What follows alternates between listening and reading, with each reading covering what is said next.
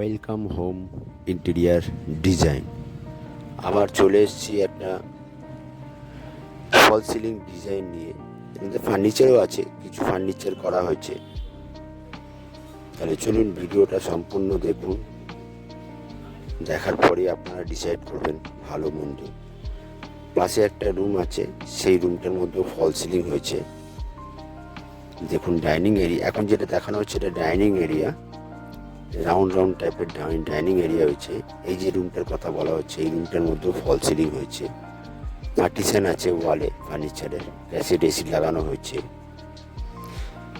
এবার আর একটা রুমে যাওয়া হচ্ছে। এই রুমটার মধ্যে দেখুন, এই দেখুন ওয়ালে দেখুন সব ফার্নিচার দিয়ে সব পার্টিশন হয়েছে, প্লাই দিয়ে পার্টিশন হয়েছে।